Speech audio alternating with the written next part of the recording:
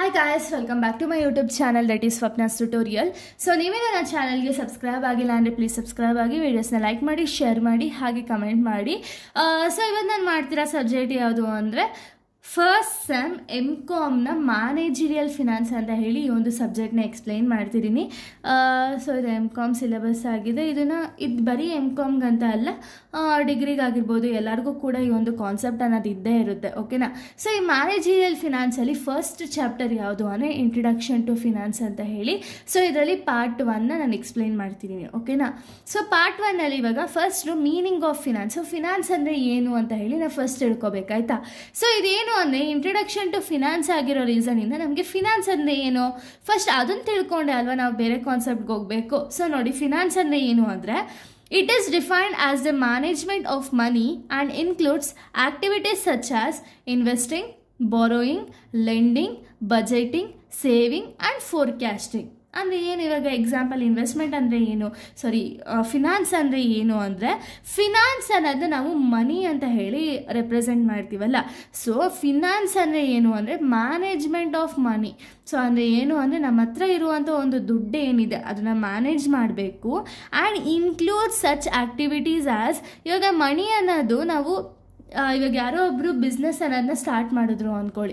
ಆ ಸ್ಟಾರ್ಟ್ ಮಾಡಿರೋವಂಥ ಬಿಸ್ನೆಸ್ಗೆ ಅವರ ಒಂದು ಓನ್ ಫಂಡ್ ಆಗಿರ್ಬೋದು, ಅಂದರೆ ಇವಾಗ ಇನ್ವೆಸ್ಟರ್ಸ್ ಹತ್ರ ಏನಿದೆ ಅಮೌಂಟು ಅದನ್ನು ಇನ್ವೆಸ್ಟ್ಮೆಂಟ್ ಮಾಡೋದಾಗಿರ್ಬೋದು, ಅಥವಾ ಬೇರೆಯವರಿಂದ ಅಮೌಂಟ್ನ ತೊಗೊಂಡು ಬಂದು ಫಿನಾನ್ಸ್ ಆಗಿ ಇನ್ವೆಸ್ಟ್ಮೆಂಟ್ ಮಾಡೋದಾಗಿರ್ಬೋದು, ಲೆಂಡಿಂಗ್ ಆಗಿರ್ಬೋದು, ಅಂದರೆ ಬ್ಯಾಂಕಿಂದ ಏನಾದ್ರು ಲೆಂಡ್ ಮಾಡ್ಕೊಂಡು ತರೋದಾಗಿರ್ಬೋದು, ಅಥವಾ ಬಜೆಟಿಂಗ್ ಆಗಿರ್ಬೋದು, ಸೇವಿಂಗ್ ಆ್ಯಂಡ್ ಫೋರ್ಕಾಸ್ಟಿಂಗ್, ಇದನ್ನೆಲ್ಲ ಒಂದು ಫಿನಾನ್ಸಲ್ಲಿ ಇನ್ಕ್ಲೂಡ್ ಆಗಿದ್ದರೆ ಅದನ್ನು ನಾವು ಫಿನಾನ್ಸ್ ಅಂತ ಹೇಳಿ ಕರಿತೀವಿ. ಓಕೆನಾ. ಇದೊಂದು ಮನಿ. ಸೊ ಈ ಒಂದು ಮನಿ ಬಂದುಬಿಟ್ಟು ಯಾವ ರೀತಿ ಮ್ಯಾನೇಜ್ ಮಾಡ್ತೀವಿ ಅಂದರೆ ನಮ್ಮ ಹತ್ರ ಇರುವಂಥ ಒಂದು ಅಮೌಂಟ್ನ ಯಾವ ರೀತಿ ಮ್ಯಾನೇಜ್ ಮಾಡ್ತೀವಿ, ಅದು ಮೇ ಬಿ ಓನರ್ಸ್ ಫಂಡ್ ಆಗಿರ್ಬೋದು ಅಥವಾ ಬಾರೋಡ್ ಫಂಡ್ ಆಗಿರ್ಬೋದು, ಅದನ್ನು ನಾವು ಯಾವ ರೀತಿ ಮ್ಯಾನೇಜ್ ಮಾಡ್ತೀವಿ ಅನ್ನೋದನ್ನ ನಾವು ಫಿನಾನ್ಸ್ ಅಂತ ಹೇಳಿ ತಿಳ್ಕೊಳ್ತೀವಿ. ಓಕೆನಾ. ಇನ್ನು ಪ್ರಿನ್ಸಿಪಲ್ಸ್ ಆಫ್ ಫಿನಾನ್ಸ್ನ ನಾವು ನೋಡೋದಾದರೆ increase the profitability. So finance ಪ್ರಾಪರಾಗಿ ಯುಟಿಲೈಸ್ ಮಾಡಿ ಫಿನಾನ್ಸನ್ನು ಪ್ರಾಪರಾಗಿ ಬಿಸ್ನೆಸ್ಸಲ್ಲಿ ಅಡಾಪ್ಟ್ ಮಾಡೋದ್ರಿಂದ ಏನಾಗುತ್ತೆ, ಕಂಪನಿ ಪ್ರಾಫಿಟಬಿಲಿಟಿ ಅನ್ನೋದು ಇನ್ಕ್ರೀಸ್ ಆಗುತ್ತೆ ಅಲ್ವಾ. ಸೊ ಇದು ಕೂಡ ಒಂದು ಪ್ರಿನ್ಸಿಪಲ್ ಆಗಿದೆ. Next risk and return. So ಇಲ್ಲಿ ರಿಸ್ಕ್ ಆ್ಯಂಡ್ ರಿಟರ್ನ್ ಏನು ಅಂದರೆ ಹೈ ರಿಸ್ಕ್ ಇದ್ದರೆ ನಮಗೆ ಹೈ ರಿಟರ್ನ್ ಅನ್ನೋದು ಸಿಗುತ್ತೆ. ಓಕೆನಾ. ಲೋ ರಿಸ್ಕ್ ಅನ್ನೋದಿದ್ರೆ ಲೋ ರಿಟರ್ನ್ ಅನ್ನೋದು ಸಿಗುತ್ತೆ ನಮಗೆ. ಯಾವುದೇ ಒಂದು ಕಂಪನಿ ಇನ್ವೆಸ್ಟ್ಮೆಂಟ್ ಮಾಡೋಕ್ಕಿಂತ ಮುಂಚೆ ಅದು ನಮಗೆ ಹೈ ರಿಟರ್ನ್ ಬೇಕಾ ಅಥವಾ ಲೋ ರಿಟರ್ನ್ ಬೇಕಾ ಅಂತ ಹೇಳಿ ನೋಡಿಕೊಂಡು ಇನ್ವೆಸ್ಟ್ಮೆಂಟ್ ಅನ್ನೋದನ್ನ ಮಾಡಬೇಕು. ಓಕೆನಾ. ನೆಕ್ಸ್ಟ್ ಲಿಕ್ವಿಡಿಟಿ ಅಂದರೆ ಏನು, ಇವಾಗ ಫಿನಾನ್ಸ್ ಅನ್ನೋದು ಯಾವಾಗಲೂ ಲಿಕ್ವಿಡಿಟಿ ಅನ್ನೋ ಥರ ಇರಬೇಕು, ಅಂದರೆ ಈಸಿಯಾಗಿ ಕ್ಯಾಶ್ ಆಗಿ ಕನ್ವರ್ಟ್ ಆಗೋ ಥರ ಇರಬೇಕು. ಸೊ ಇದರಿಂದ ಏನಾಗುತ್ತೆ ಅಂದರೆ ಈಸಿಯಾಗಿ ಕ್ಯಾಶ್ ಆಗಿ ಕನ್ವರ್ಟ್ ಆದರೆ ಸೊ ಅಲ್ಲೇನಾಗುತ್ತೆ ಅಂದರೆ ಇವಾಗ ಕಂಪನಿ ಏನೋ ಒಂದು ಸಿಚುಯೇಷನ್ನ ಫೇಸ್ ಮಾಡ್ತಾರೆ ಅಂದ್ಕೊಳ್ಳಿ. ಆ ಸಿಚುಯೇಷನಲ್ಲಿ ಏನಾಗುತ್ತೆ ಅಂದರೆ ಈಗ ವೈಂಡಿಂಗ್ ಅಪ್ ಸಿಚುಯೇಷನ್ನೇ ಫೇಸ್ ಮಾಡ್ತಾರೆ ಅಂದ್ಕೊಳ್ಳಿ. ನಮ್ಮ ಹತ್ರ ಇರೋ ಅಸೆಟ್ಸ್ ಎಲ್ಲ ಈಸಿಯಾಗಿ ಕ್ಯಾಶಾಗಿ ಕನ್ವರ್ಟ್ ಮಾಡೋಕ್ಕಾಗಲಿಲ್ಲ ಅಂದರೆ ಕಷ್ಟ ಆಗುತ್ತೆ. ಸೊ ಅದಕ್ಕೆ ಲಿಕ್ವಿಡಿಟಿ ಅನ್ನೋದು ಕರೆಕ್ಟಾಗಿರಬೇಕು. Next time value of money, ಅಂದರೆ ಮನಿ ಯಾವಾಗ ಸಪ್ಲೈ ಮಾಡಬೇಕು ಆ ಟೈಮಲ್ಲಿ ಪ್ರಾಪರಾಗಿ ಸಪ್ಲೈ ಅನ್ನೋದಿರಬೇಕು. Next cash flow of money, ಅಂದರೆ ಫಂಡ್ ಅನ್ನೋದು ಪ್ರಾಪರಾಗಿ ಫ್ಲೋ ಆಗಬೇಕು. ಓಕೆನಾ. ಅಂದರೆ ಎಲ್ಲೆಲ್ಲಿ ಎಷ್ಟೆಷ್ಟು ಫಂಡ್ ಬೇಕೋ ಅಷ್ಟೆಷ್ಟು ನೀಟಾಗಿ ಮೇಂಟೈನ್ ಮಾಡಬೇಕಾಗುತ್ತೆ.